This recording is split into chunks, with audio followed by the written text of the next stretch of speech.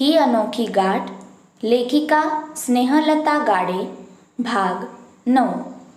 John, उगाच timepass करणाऱ्या लोकांना इथे आत येऊच कसे देतो तू?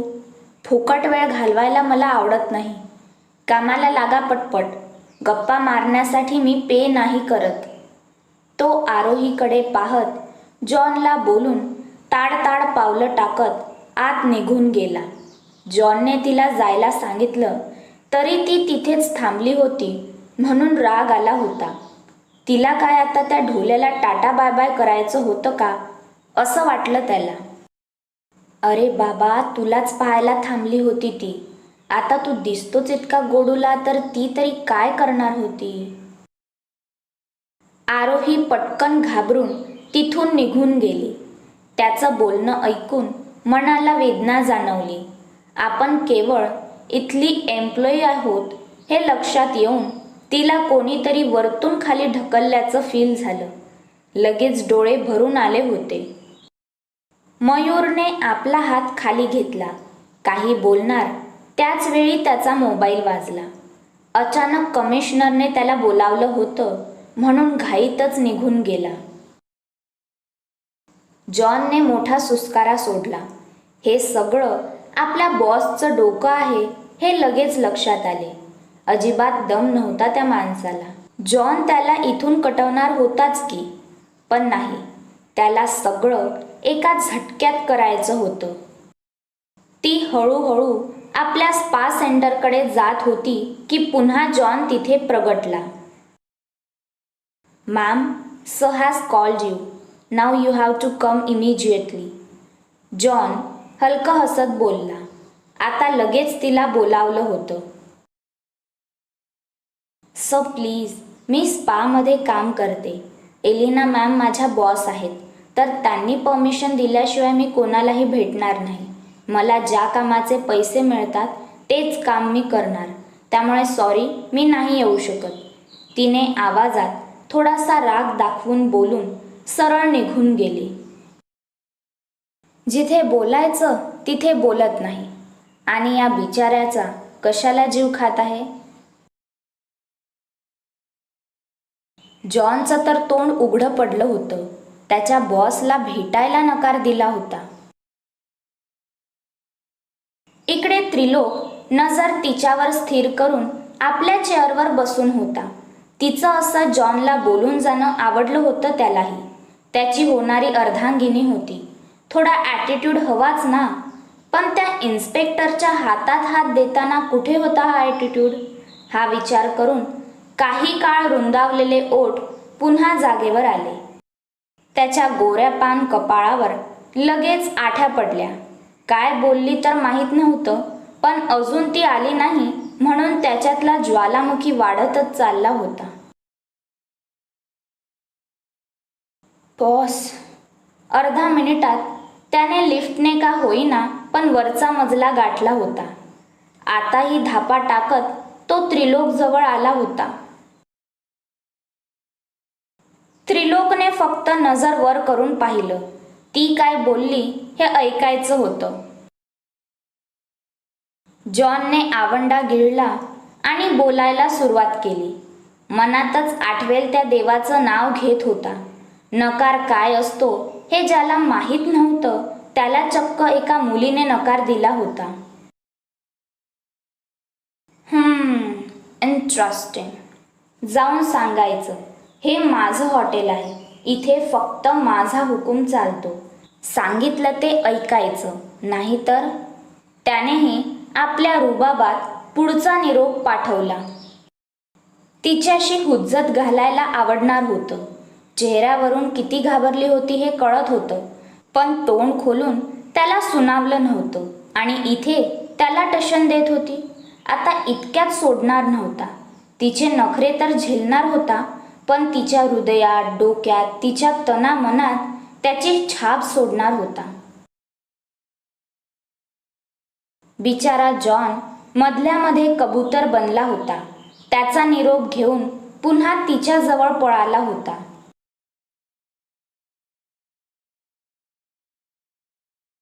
काय समजता काय मला? कोण बोलता आवडते मला, कोणाला लग्न करायचं आहे? कोण फक्त स्वतःच्या मर्जीने वागत आहे तर कोण माझी मर्जीच विचारत नाही? आहे तरी कोण मी? नाही जायचं मला कुठेच. ती स्पामध्ये सगळं मटेरियल चेक करत बडबडत होती. वेळेच्या आधीच आली होती म्हणून एकटीच होती. वड्याचे तेल वांग्यावर काढणे असतं ते हेच का, असा काही विचार त्या जॉनच्या मनात आला. त्याने त्या गरीब भोळ्या दिसणाऱ्या मुलीचे विचार ऐकले होते. पुन्हा धीर करून त्याने तिला आवाज दिला. मिस आरोही. काय आहे? आपल्याच विचारात हरवली होती म्हणून आवाज आला तशी पटकन रिॲक्शन दिली. खसकन धावली होती त्याच्या अंगावर. त्रिलोक आणि मयूर दोघांनी तिच्या मेंदूचं पार भरीत केलं होतं. एक तरफ है घरवाली, एक तरफ बाहर वाली, ये बोले वो आला, वो बोले मी आली. अशी काहीशी बिचारीची हालत झाली होती. एक जवळ येतो आणि एक जवळ बोलावत होता. नक्की कोणाचं ऐकायचं हेच कळत नव्हतं. बॉसने. जॉन पुन्हा धीर एकवटून बोलत होता की तिने हात जोडून सांगितलं. प्लीज मला माझं काम करू द्या. इथे कोणी मला असं त्यांना भेटताना पाहिलं तर उगाच चर्चा होईल. मी खूप साधी आहे. प्लीज माझ्यापासून दूर राहायला सांगा त्यांना. माझं लग्न ठरलं आहे. माझा फायदा घेऊ देणार नाही मी. कोणाची एंटरटेनमेंट करायची नाही मला. प्लीज. बोलताना आता आवाज जड झाला होता. इतकं तोडून बोलताना जीवावर आले होते. नोकरी पण जाऊ शकत होती तरी बोलून मोकळी झाली. आपल्यामुळे त्या मयूरने त्रिलोकला काही केलं तर हा विचार करूनच तिने नकार दिला होता. आत्ताच सगळं तोडून दूर जाणार होती. जॉनने तिच्या डोळ्यात पाणी पाहून लगेच काढता पाय घेतला. इतक्या मुली पाहिल्या होत्या. उगाच सेंटर ऑफ अट्रॅक्शन ठरू पाहत होत्या. पण ही वेगळी वाटली. उगाच मागे पुढे करून लक्ष वेधून घेऊ पाहत नव्हती. सॉरी. ती डोळे बंद करून मनातच त्रिलोकचा चेहरा आठवत बोलली. वाईट वाटत होतं त्याला नकार देऊन, पण ते गरजेचं होतं. काळजी वाटत होती त्याची. बाई, त्याची काळजी करू नको. त्या ढोल्या मयूरची कर. त्याच्यावर त्या त्रिलोकची वक्रदृष्टी पडली आहे. पळती भुई थोडी करून सोडेल तो आता त्याला.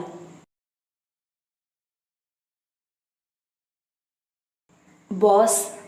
जॉनने आवंढा गिळला. तिचा निरोप सांगायलाही जीभ उचलत नव्हती. Speak quickly stupid. जॉन काहीच न बोलता नुसता ढम्म उभा होता म्हणून वैतागला होता तो. Boss, she is not coming with me. जॉनने कसेबसे शब्द बाहेर काढले. अरे, तिला काय बागेत फिरायला नेणार होता का, जे तुझ्यासोबत आली नाही म्हणून फुगून बसल्यासारखं सांगत आहे? बोल, नाही तर तो आज उडवेल तुला.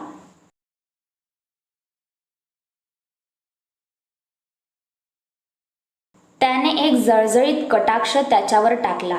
आज हा जॉन काही त्याच्या कामाचा नव्हता. सकाळी पण मयूरचा पाहुणचार करत होता आणि आता साधं त्या मुलीला घेऊन येता नाही आले. काय उपयोग त्या बॉडी आणि ब्रेनचा? अगदी तुच्छ नजरेने पाहिलं त्याने जॉनकडे.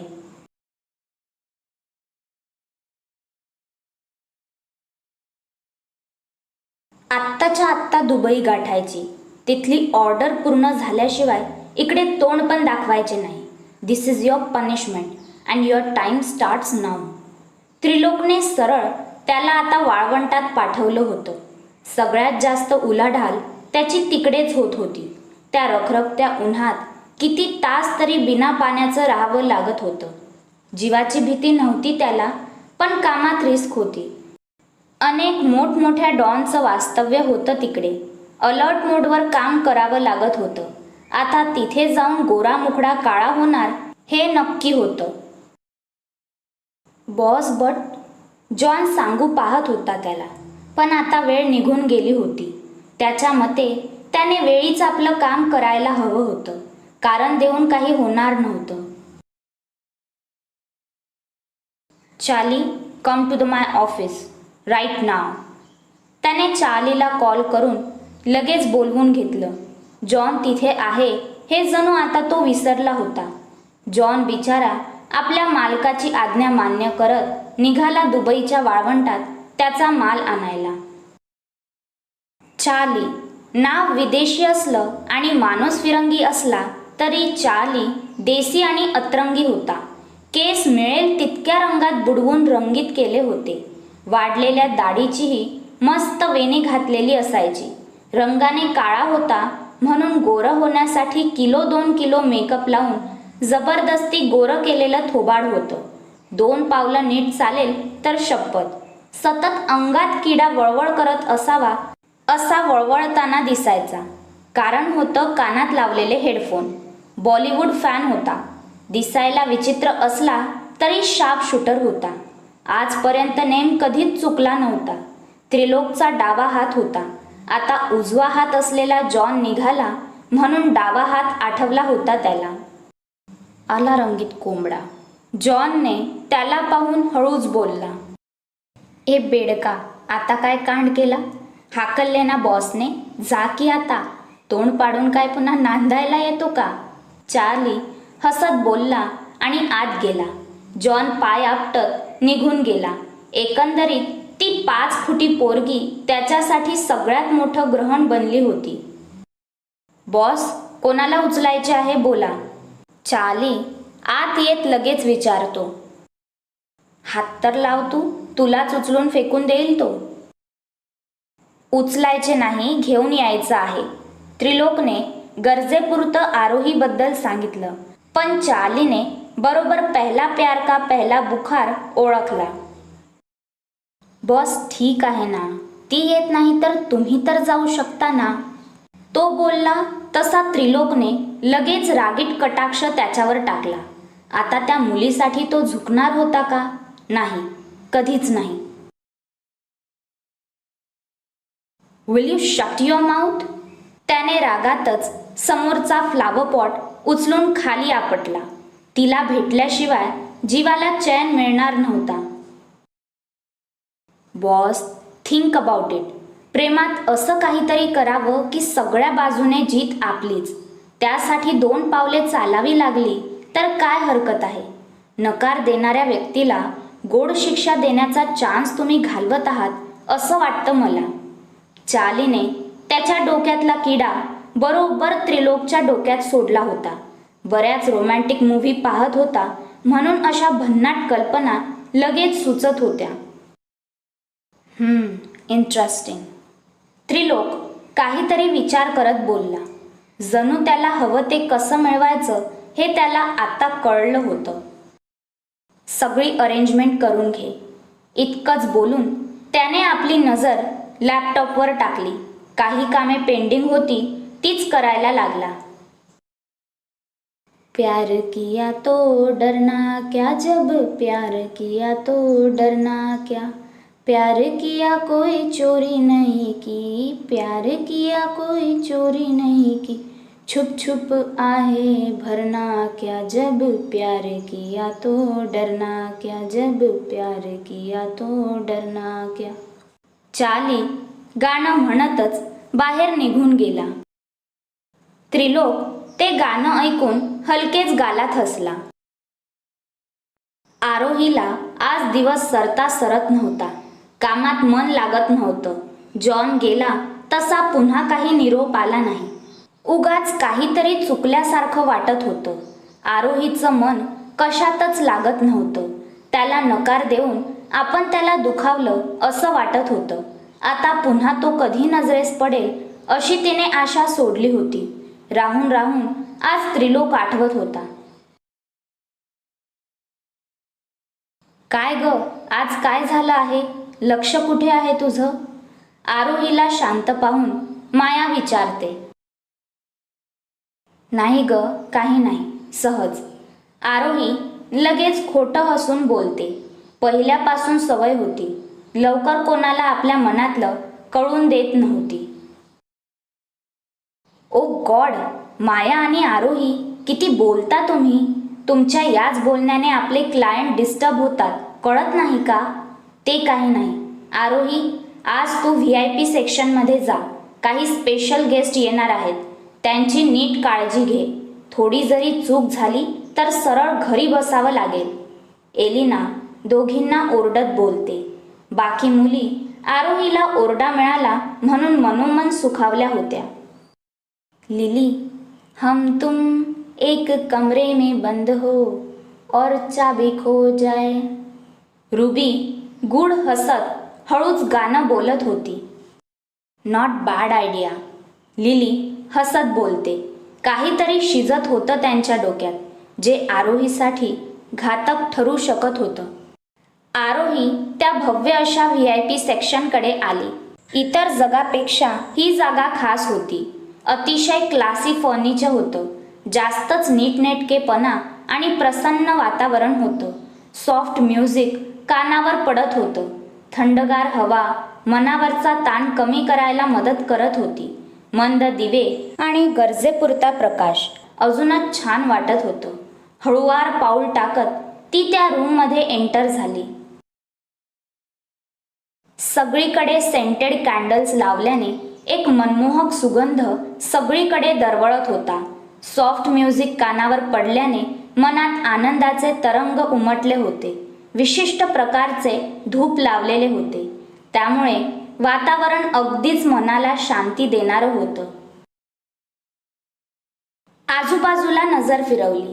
त्या रूममध्ये तिच्याशिवाय कोणीच नव्हतं. आपण योग्य ठिकाणी आलो आहोत ना हे कन्फर्म करायला तिने आपला मोबाईल काढलाच होता की कोणाच्या तरी येण्याची चाहूल लागली. दाराच्या दिशेने पाहिलं आणि ती पाहतच राहिली. दोन्ही हात खिशात घालून तो तिलाच पाहत होता. ज्याला तिने नकार दिला तोच तिला भेटायला समोर उभा होता. अंगावर फक्त slim fit grey shirt, black pant होती. हाताच्या बाह्या फोल्ड केल्याने हाताच्या नसा स्पष्ट दिसत होत्या. केस थोडेफार विस्कटलेले होते, तरी त्याच्या चेहऱ्यावर एक तेज दिसून येत होतं. तिच्यावर नजर रोखून तो एक एक पाऊल पुढे टाकत होता. तो जवळ येत होता आणि इथे आरोहीच्या हृदयाची धडधड अजूनच वाढली. नजर लगेच खाली झुकवली तिने. आपल्या हातांची बोटं एकमेकात गुंफून तिची चुळबुळ सुरू होती. त्रिलोकने जवळ येत तिच्यावर एक नजर टाकून आपल्या अंगावरचा तो शर्ट काढून टाकला. जमिनीवर पडलेला शर्ट पाहून लगेच घाबरून तिने वर पाहिलं. शर्टलेस होता तो. नजर आताही तिच्यावर होती. एक शब्दही बोलला नव्हता. भारदस्त छाती, गळ्यात चमकणारी चैन, त्याचे ते उठावदार शरीर पाहून अंगावर काटाच आला तिच्या. हे हे हे काय करताय तुम्ही? घाबरून लगेच मान फिरवत तिने विचारलं. तिची तरी काय चूक? आल्यावर काहीतरी बोल ना बाबा. आला की कपडे काढायला लागला. आता तिने समजायचं तरी काय? या बाबाला जरा जास्तच घाई झाली आहे वाटतं कपडे काढायची. काय म्हणजे? आय थिंक स्पा करताना कपडे नसतात अंगावर. तेच करायला आली आहेस ना, राईट? तेच तर काम आहे ना तुझं. तिचं बोलणं त्याला कळलं होतं, म्हणून आता तेच पुन्हा बोलून दाखवत होता. ती फक्त कामासाठी इथे येते असं बोलली होती ना, मग आता कर काम. साधा हिशेब होता त्याचा. बोलता बोलता अंगावर असलेली पॅन्ट पण काढून फेकून दिली. तिची काही वर पाहायची हिंमत झाली नाही. त्या थंड वातावरणात पण घाम फुटला होता. हिची होणारी चलबिचल कळून येत होती, पण तिनेच त्याला हे सगळं करायला भाग पाडलं होतं.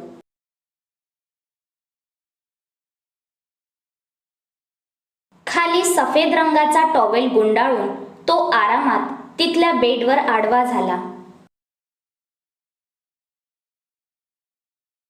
तिला तर आता कुठेतरी गायब व्हावं असं वाटत होतं. मुद्दाम करत होता हे कळत होतं तिला. Start your work. अजूनही जागेवरून हलली नव्हती ती, म्हणून पुन्हा त्याने आवाज दिला. तशी मोठा श्वास घेऊन तिने स्वतःला शांत करायचा प्रयत्न केला. आरोही, यू कॅन डू इट. तुझं काम आहे हे. ते फक्त तुझे क्लायंट आहेत. त्यांना रिलॅक्स फील करून देणं काम आहे तुझं. पण असे समोर आल्यावर मी काय करणार? त्यांना हात लावायचा म्हणजे? विचार करूनच डोकं सुन्न झालं होतं. मनात वेगळ्याच वादळाने फेर धरला होता. त्याचा तो अर्धनग्न देह पाहून आधीच पुरती हादरली होती. आता त्याला हात लावायचा म्हणजे त्याच्यासाठी पर्वणी आणि तिच्यासाठी मोठं दिव्य पार करण्यासारखं होतं. आता मात्र ती हिम्मत करून त्याच्या जवळ आली. त्या मंद प्रकाशात पण त्याचा तो देह अगदी चमकत होता. त्याचे बॉडी फीचर अजूनच तिला वेड लावत होते. हातावर सुगंधी तेल घेऊन ती आता आपलं काम करायला सज्ज झाली. त्याचा तो देह पाहून अजूनच गोंधळून गेली होती. त्याने काहीच केलं नव्हतं तरीही लाजून लाल झाली. हातांची थरथर वाढली होती. तिच्या हाताला आपल्या हातात घेऊन त्याने पटकन तो हात आपल्या हृदयावर ठेवला. You are mine. तुला पाहायचा आणि हात लावायचा अधिकार फक्त माझा आहे. मला अशाच नाही तर अजून वेगळ्या अवस्थेत तू पाहू शकते. मी तुझाच आहे. पुन्हा ती आत्ताच नाही तर कायम त्याचीच आहे हे सांगत होता. जणू तिच्या मनात रुजवू पाहत होता की तू फक्त माझी आहेस. जे काही असेल ते मला सांग. मी आहे इथे तुझे सगळे प्रॉब्लेम सोडवायला. पण नाही, एक चुकार शब्द पण तिच्या तोंडून निघाला नाही. त्याचे शब्द मनावर मोरपिसासारखे फिरत होते. पण तो ढोल्या आठवून भीती वाटत होती. त्याने याला काही केलं तर? बाई, कळत कसं नाही तुला? समोर आडवा पडलेला माणूस इतरांना आडवं करू शकतो. काहीच न बोलता तिचे हात त्याच्या त्या धिप्पाड देहावर हळूवार फिरू लागले. जणू त्याने बोललेले तिला ऐकूच आले नव्हते. काम करत होती यंत्रवत. तसा आता त्याला रागच आला. काम करायचं आहे ना, मग मी पण बघतो माझ्या समोर किती वेळ तग धरणार आहे. मनाशी जणू आज तिला शरण यायला भाग पाडणार याची शपथ घेतली त्याने. अरे देवा, किती ते नखरे दोघांचे. यांचा हट्टी स्वभाव बघून मला तर देवच आठवला बाई.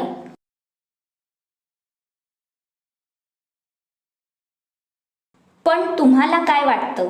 आरोहीला बोलतं करायला भाग पाडू शकेल का त्रिलोक? की त्यांच्यातले शीतयुद्ध सुरूच राहील?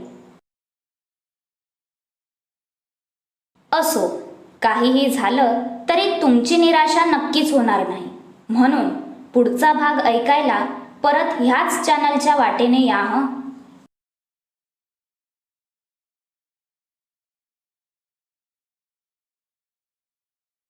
कथा आवडत असेल तर प्लीज कॉमेंट्स करून सांगा.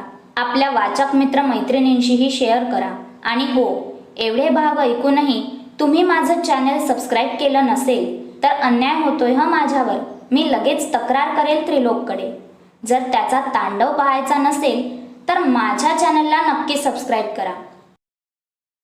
चला, आता निरोप घेते. धन्यवाद.